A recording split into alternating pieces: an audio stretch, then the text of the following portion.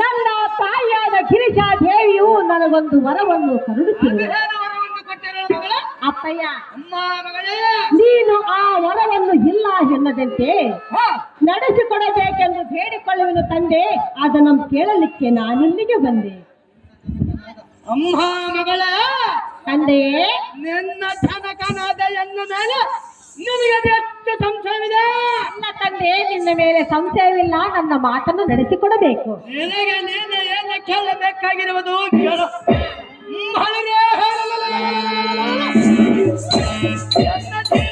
ತನಕ ಹೋರಾಡಿ ತಂದು ಕೊಡುವ ಮಗಳ ಏನು ಕೇಳದ ಭಕ್ತಿ ಈ ಭೂಲೋಕದಲ್ಲಿರಲಿ ಅಥವಾ ಕೈಲಾಸದಲ್ಲೇ ಇರಲಿ,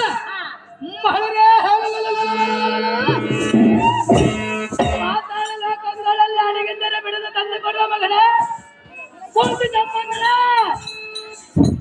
ತಂದೆ, ಅಮ್ಮ ಮಗಳೇ, ನಡೆಸಿ ಕೊಡು ನಿನ್ನ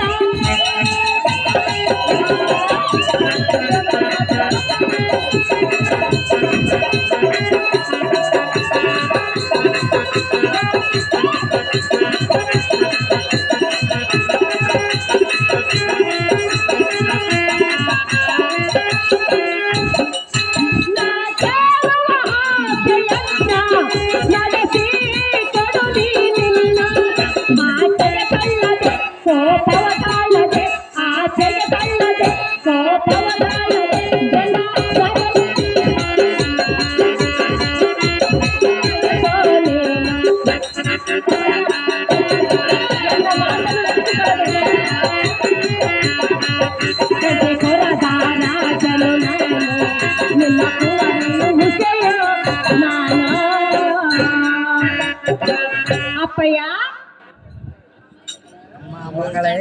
ಅಮ್ಮ ಪುತ್ರ, ನಾನು ಕೇಳುವುದನ್ನು ನೀನು ತಂದು ಕೊಡದೆ ಎನ್ನ ಮೇಲೆ ಕೋಪವನ್ನು ತಾಳದೆ